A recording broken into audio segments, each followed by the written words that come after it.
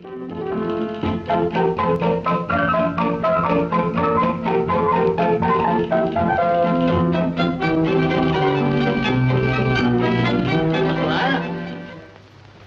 think the lieutenant has me mixed up with the waiters, sir. Holy suffering flat feet. You're McGuire? My report, sir. Thank you. Super. I think your police women are wonderful. Hey, that report. Now, don't tell me that you found out anything. Yes, sir.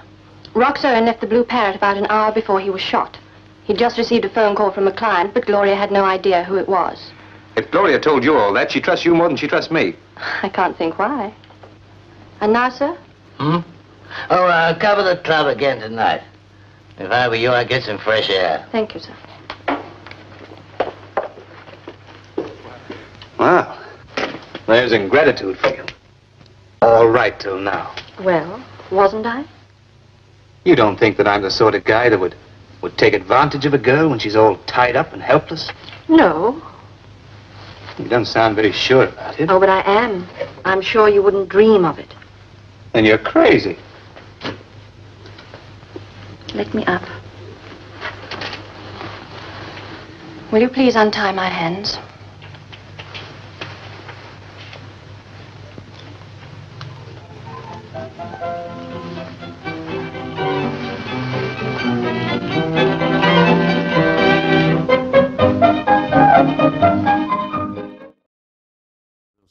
Go on up. Now, are you all right, Mrs. Eden? Yes. I'm very sorry. I just don't seem able to help it.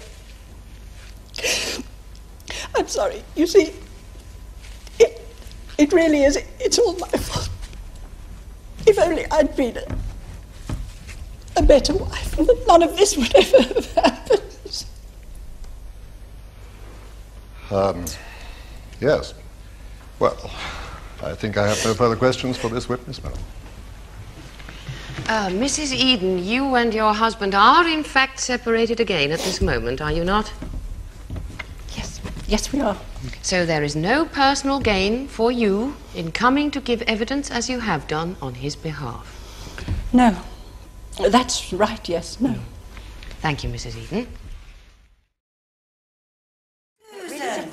My God. I guess you didn't hear me. Show Mrs. Littmar to number 5, table by the window. Oh, Ronaldo, you remembered. Madame. Sir. Howdy. Susan, honey. Melanie, hi. Why, I heard you were back in the old country. Yes, I finally made it. And how's Peter? Oh, he's just fine. Oh, we were so pleased to hear your news. Thank you. Well, hello there. Tony, this is Melanie Littmeyer. Melanie Anthony Medway. How do you do? Hi, honey. Hello. Hi. Tony's a writer. We were just discussing his new novel. Why, Susan Mandeville, you're still collecting clever young authors. What a charming way of putting it, Melanie. What's it called, honey? The novel, Angels and Ministers of Grace. Ministers of Grace? Well, what on earth does that mean? Well, you see, the heroine's name is Grace, and she's married to a minister. Ah, you mean she's married to a clergyman? No, the other sort, political. You really ought to read it, Melanie. I think you'd both enjoy it. Now you sit down and get on with your drink. Now you tell me all about it. Is it sexy? Enough for you. Well, not really sexy, no, not in that sense of the word. Well, in what sense of the word, then? Well, I mean to say there's no gratuitous sex or violence. It's on a higher level, Melanie. I'm not sure you'd understand it. What, no contorted bodies? No groans? Hey, doesn't anybody beat up, what's her name, Grace? There is a certain amount of that, yes. How much? What, the violence, the price, or the sex? Why, the price, honey. £8.95. Okay, I'll buy it. My Bruce is away this weekend. Oh.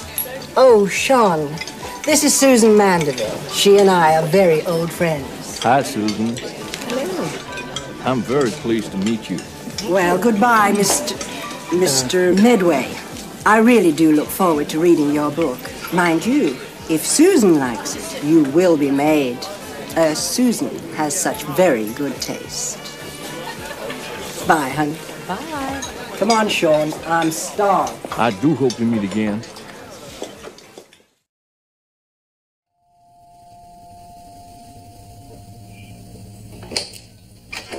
Yes, good morning. I'm engaged in market research for silver to metal polish.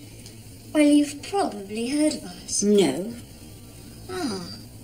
Well, would you mind answering a few simple questions to help us provide a better product for our consumers? Well, it would only take a few minutes, really.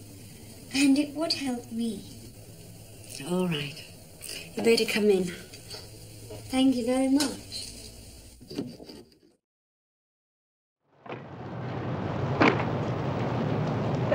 The door was open. Yes, I opened it. You must have seen the advertisement. No. Well, we put a card up in that funny little sell-everything shop in Skirfield. Oh, you know the one.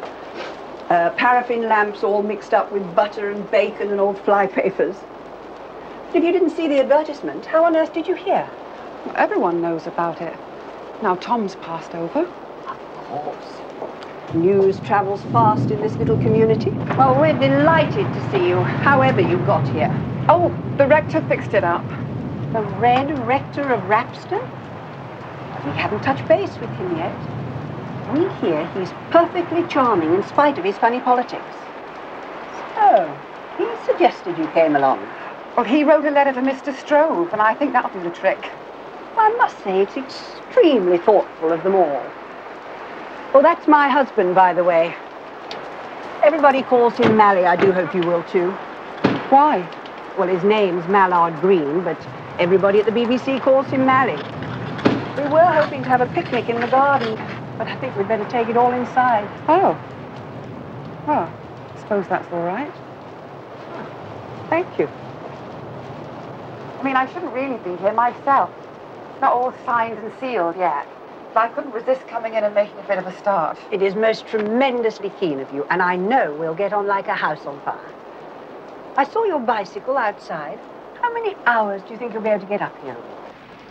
But I'm going to be here all the time. All the time? We weren't thinking of anyone living in. Living? Of course we're living in. Me and Terry. It's going to be our cottage, isn't it?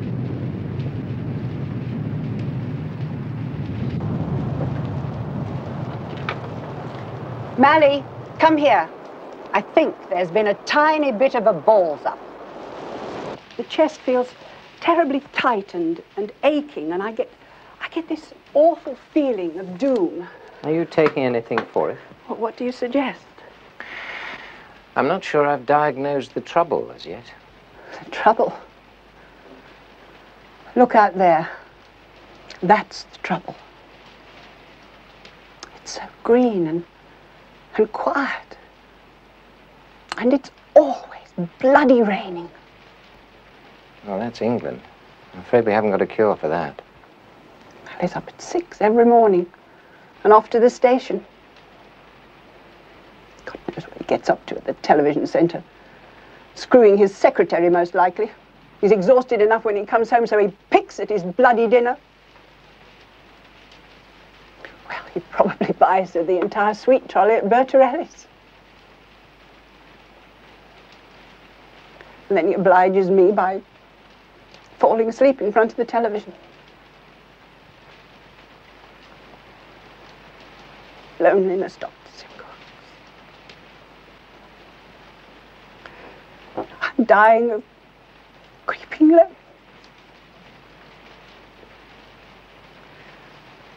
So, what the hell can you prescribe for that, dear Dr. Simcox? Nothing, really. Well, that's a great help.